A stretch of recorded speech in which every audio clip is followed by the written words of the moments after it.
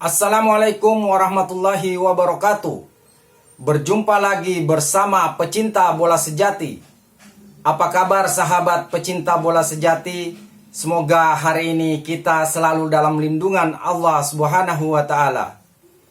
Hari ini saya akan membagikan video kedalaman timnas Indonesia di round keempat untuk menghadapi Arab Saudi dan Irak. Untuk mengikuti informasinya lebih lanjut, mari kita simak videonya bersama-sama. Mengejar dua kemenangan sekaligus tampaknya memang berat. Maka target paling realistis saat ini ialah menang melawan Arab dan imbang melawan Irak. Karena pertandingan melawan Arab dan Irak itu akan menjadi pertarungan nasib, penentu arah sejarah, dan momen krusial yang akan mengguncang masa depan sepak bola Indonesia. Lalu siapa sajakah yang layak mengemban tanggung jawab terbesar dalam sejarah sepak bola Indonesia? Siapa 11 terbaik yang akan berdiri di garis depan saat Garuda melakoni ronde keempat dalam dua laga hidup mati penentu nasib menuju pentas dunia? Maka inilah prediksi line up hingga kini kita punya dua penjaga gawang kelas dunia, yaitu Maarten Paes dan Emil Audero. Sungguh memang menjadi dilema bagi Patrick Kluivert untuk memilih siapa satu di antara dua penjaga gawang itu untuk diturunkan menjadi starting.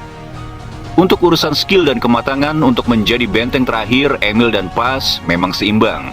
Namun dari sisi ketenangan menerima back pass dan kemampuan build up, rasanya Emil sedikit lebih unggul.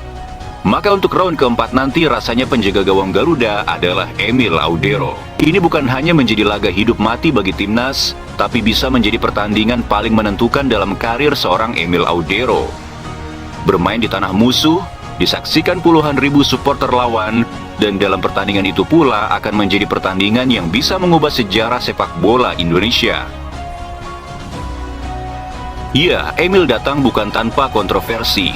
Meski dukungan supporter terus mengalir, terlebih lagi ia menjadi satu-satunya pemain timnas di musim depan yang akan bermain di Serie A bersama Cremonese.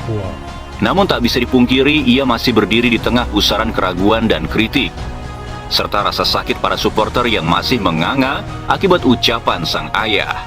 Emil tetap berdiri dan justru disitulah letak kisah besarnya. Lihatlah nanti di balik pundak Emil, harapan 270 juta rakyat Indonesia bergantung padanya. Di garis pertahanan kita akan berdiri tiga tembok kokoh, Rizky Ridho, Jay Itzes, dan Justin, sosok yang tak hanya bertugas menjaga benteng pertahanan Garuda, tapi juga menjaga kehormatan bangsa.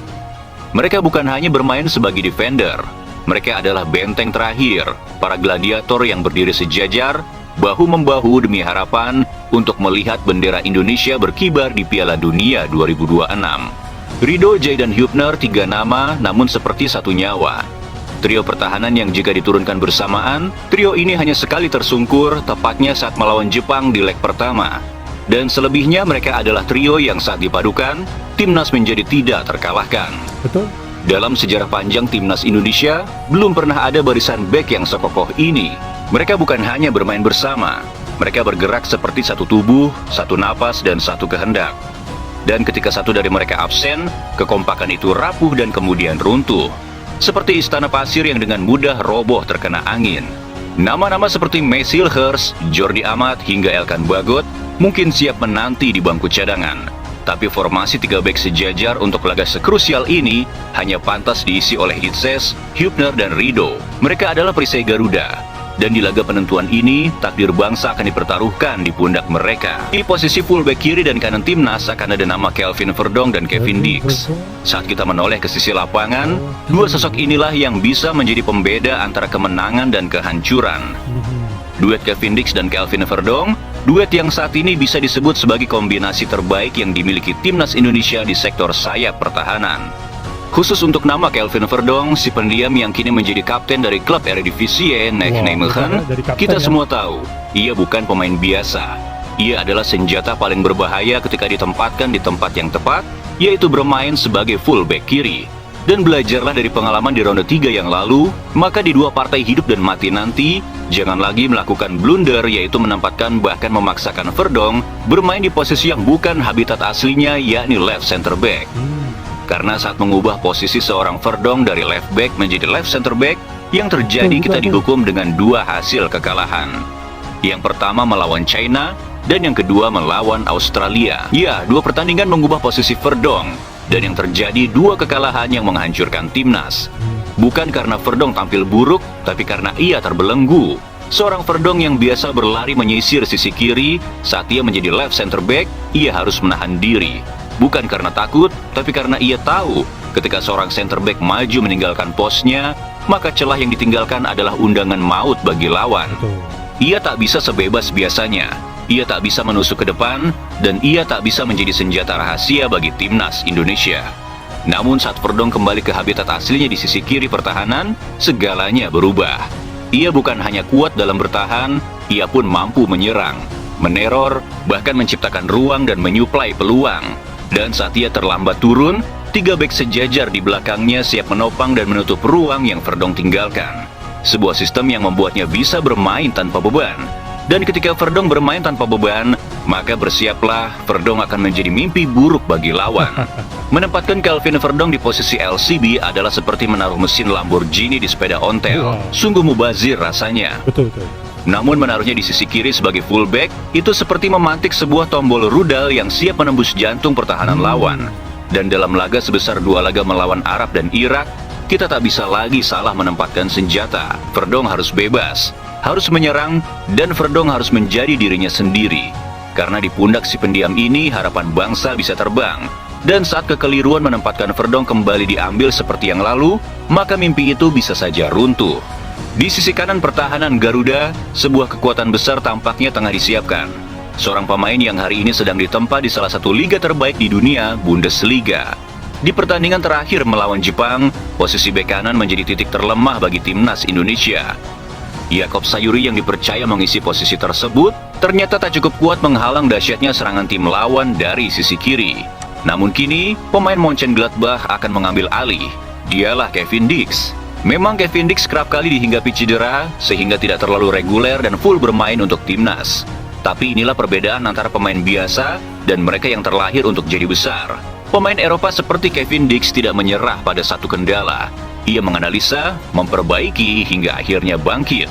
Dan pada pertandingan melawan Bahrain dan China, Kevin Dix menjawab semua keraguan dengan aksi mengagumkan. Ia menjelma menjadi benteng kokoh di sisi kanan, memenangkan duel demi duel, menggagalkan serangan demi serangan. Dan bukan hanya bertahan, Kevin Dix juga menjadi motor serangan, melepaskan umpan-umpan tajam, menusuk jauh ke pertahanan lawan, dan membuka ruang bagi lini depan.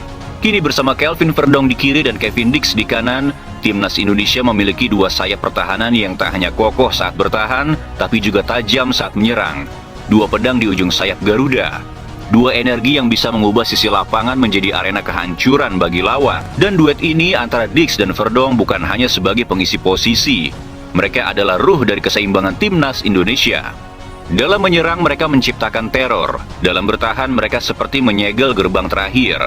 Dan dalam 2 pertandingan hidup mati ini, mereka bisa menjadi pembeda antara gugur dan terbangnya Indonesia ke langit mimpi Piala Dunia. Mantap.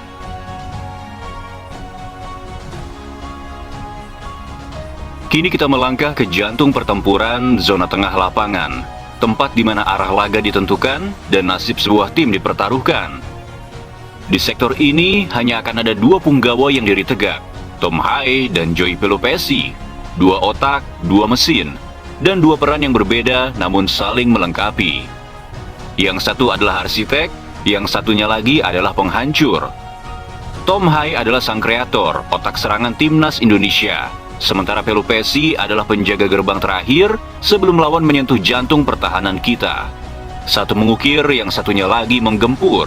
Dan peran mereka bukan hanya penting, mereka adalah fondasi. Kita tentu masih ingat betapa rapuhnya lini tengah timnas Indonesia di saat dihantam oleh Australia dan juga kalah melawan China.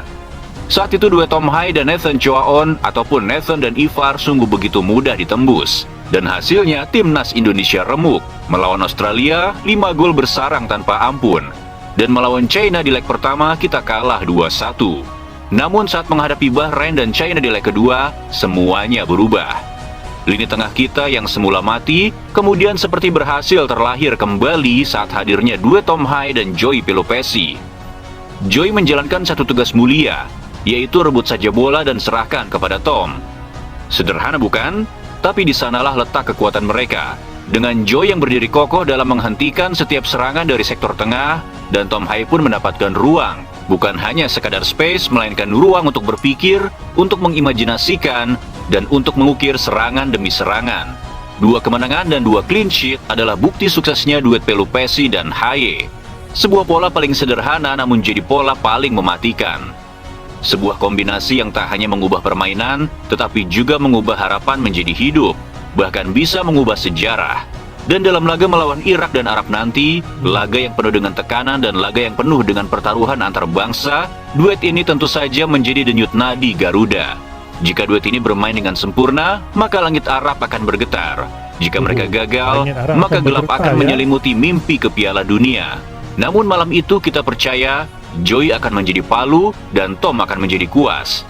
Dan kita pun tak akan berhenti untuk meyakini jika mereka akan menuliskan cerita kemenangan untuk bangsa ini. Betul. Kini kita maju ke lini yang menjadi jantung harapan, tempat di mana lahirnya inspirasi dan ledakan kejutan. Mereka yang di garis depan, di jantung pertahanan terakhir musuh, akan berdiri 3 ujung tombak Garuda. 3 nama yang kini mulai menjadi mimpi buruk bagi setiap lawan yang mencoba menahan laju Indonesia. Ragnar Uratmangun, Mauro Zylstra, dan Miliano Jonas. Okey, ini kemungkinan ada pemain baru. Kemungkinan lah, ini tak confirm lagi guys ya. Zylstra dan Miliano, 2 pemain baru yang mungkin akan masuk dalam kesebelasan utama Timnas Indonesia apabila bermain di Kelahiran Piala Dunia ronde yang keempat nanti guys. Ini berita yang terbaru lah yang kita dah dapat ya. Aku pun dah tengok banyak video lah berkenaan dengan mereka berdua ni guys. Nathan, 3 pemain yang bukan hanya menjadi penyerang, tapi simbol dari karakter baru Timnas Indonesia. Karakter yang tangguh, tak kenal lelah, dan siap bertempur dari peluit pertama hingga detik terakhir. Inilah trio yang mewujudkan filosofi Catenaccio versi Nusantara.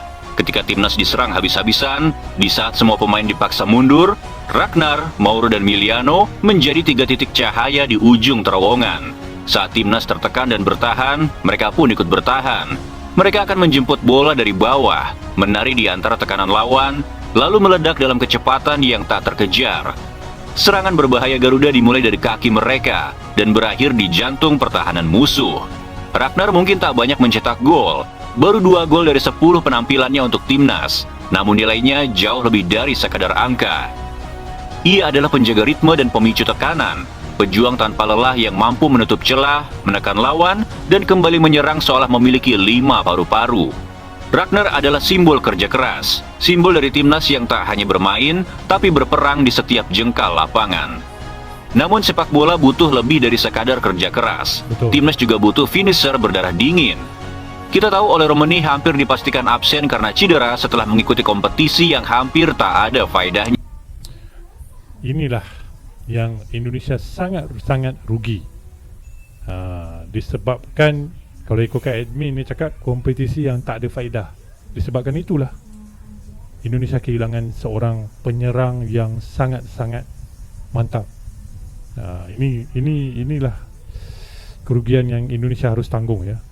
Tapi nak buat macam mana kan? Ini adalah risiko yang dihadapi oleh pemain-pemain sepak bola profesional. Tapi aku harap dia cepat sembuh. Tapi tak tahulah guys, kemungkinan 80% Ole Romeni ni rasanya memang tidak ada dalam kesebelasan utama guys. Kerana mungkin kecederaannya agak parah ya. Jadi tak apa-apa lah guys, harap-harap ada pemain diaspora yang baru dapat memberikan kelegaan lah untuk Timnas Indonesia nanti guys ya. Dan di saat itulah pemain yang sudah menjadi harapan kemudian terpaksa harus dicari penggantinya. Untuk mengisi posisi yang ditinggalkan oleh Ole, PSSI sudah mengkonfirmasi sedang mengincar 3 pemain di posisi depan. Maka Mauro akan menjadi central forward atau pemain nomor 9 dan Miliano akan menjadi winger kanan. Maka inilah trio paling berbahaya yang akan dihadapi Arab dan Irak. Ketika Ragnar dan Miliano berlari membawa badai, maka Mauro telah menunggu dengan senyap seperti pisau di balik bayangan.